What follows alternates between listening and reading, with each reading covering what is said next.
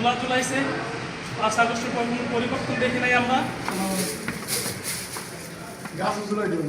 ইসলামী ছাত্র আন্দোলনের পক্ষ থেকে আসছি। 5 আগস্টের পূর্বে যে প্রশাসন ছিল সেই প্রশাসন আমাদেরকে অনেক আশ্বাস দিত, যে আশ্বাসে আমরা বাস্তবায়ন দেখিনি এবং তার প্রেক্ষিতে আমরা 5 আগস্ট সেটার পরিবর্তনে যে নতুন প্রশাসন, এই নতুন প্রশাসন শিক্ষার্থীদের অনেক আশ্বাস দিয়েছে দাবি পূরণ করবে। তার ভিতরে যে 4টা বড় দাবি ছিল সেটার মধ্যে একটা ছিল যে হচ্ছে বিচারহীনতার সংস্কৃতি, অর্থাৎ অনেকগুলো মারামারি, সেই মারামারির যে বিচার এখন পর্যন্ত কোনো বিচারই প্রশাসন করতে পারেনি সেটা আশ্বাস দিয়েছে।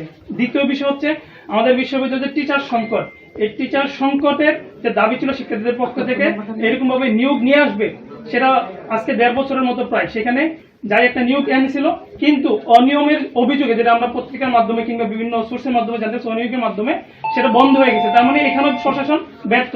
তৃতীয় বিষয় হচ্ছে যে আর্থিক যে বরাদ্দ নিয়ে আসা, শিক্ষার্থীরা এর আগে বিশাল একটা আন্দোলন করেছিল জুলাইয়ের পূর্বে, মানে গত বছর জুলাইয়ের পূর্বে, যেখানে বাজেটটা হয়, কিন্তু সেখানে শিক্ষার্থীদের আন্দোলন দালাল কিছু ছাত্র নেতাদের মাধ্যমে পকেটে পড়ে সে আন্দোলনকে দমিয়ে দেওয়া হয় এবং স্যাররা যে দায়িত্ব নিয়েছিল প্রশাসন যে তারা বরাদ্দ আনবে, সে বরাদ্দ এখন পর্যন্ত 50 কোটি একটা বরাদ্দ বলছিল যে অনেকদিন আগে যে দিয়েছে, কিন্তু এটা কোনো প্রতিদান আমরা বা প্রতিফলন দেখিনি। তার মানে সেখানে আমাদেরকে আশ্বাস দিয়েছে, বাস্তবায়ন হয়নি।